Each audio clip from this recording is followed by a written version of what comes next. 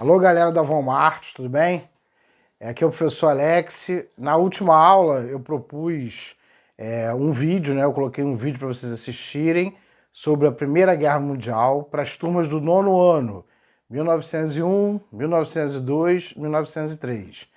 E depois propus algumas questões para vocês fazerem. Hoje eu vou fazer a correção dessas questões sobre a Primeira Guerra Mundial, ok?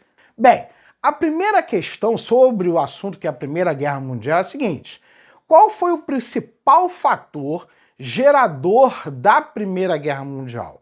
Tá? A gente pode colocar que existiram vários fatores, mas o principal fator foi o neoimperialismo. Como assim, professor? O neoimperialismo é a disputa entre as potências europeias pelo domínio, pelo controle de colônias, né, a formação dos seus impérios, de colônias na África e na Ásia.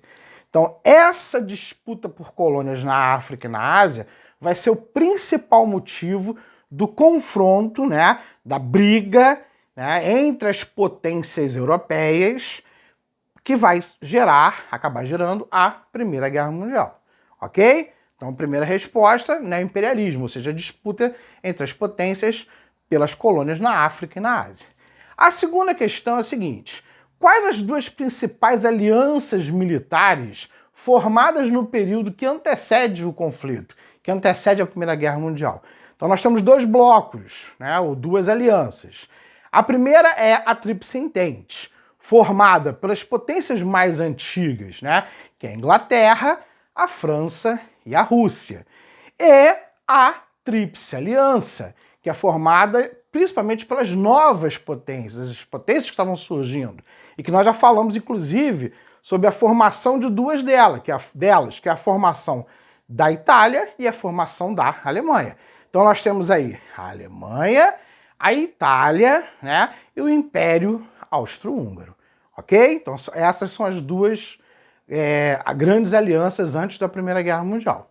E a última pergunta é a seguinte: qual o principal tratado de paz firmado ao final da Primeira Guerra Mundial e qual a principal consequência? Olha, o principal tratado, né, é o Tratado de Versalhes. Versalhes fica na França, né, uma cidade próxima a Paris, né, fica mais ou menos 1 hora de Paris, e ali foi assinado um tratado, um dos tratados, mas o principal, do desfecho da Primeira Guerra Mundial. Então os países vencedores sentaram com os derrotados e fizeram um acordo, né, um tratado de paz, que ficou conhecido como Tratado de Versalhes, e ele praticamente encerra, né, e determina quais seriam as mudanças, os acontecimentos, né, do final da Primeira Guerra Mundial em diante.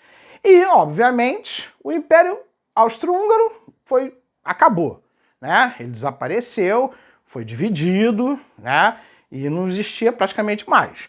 A Itália tinha passado, como nós já vimos, para o lado da Entente. Então, praticamente quem foi o único que sobrou para pagar o pato? Qual foi o único que sobrou para poder ser o único culpado pela guerra?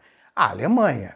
Então a Alemanha vai ser considerada a culpada pela guerra e isso vai afetar muito a economia da Alemanha. Por quê? Os países vencedores vão obrigar a Alemanha a pagar todo o gasto que eles tiveram na Primeira Guerra Mundial. Então ela vai cobrar indenizações de guerra. Isso vai afetar a economia da Alemanha e vai levar a Alemanha a uma crise gigantesca no chamado período entre guerras, que é o período entre o final da Primeira Guerra Mundial e o início da Segunda Guerra Mundial, que nós vamos ver mais para frente. Ok, gente? Espero que vocês tenham gostado e até a próxima. Um abraço, hein?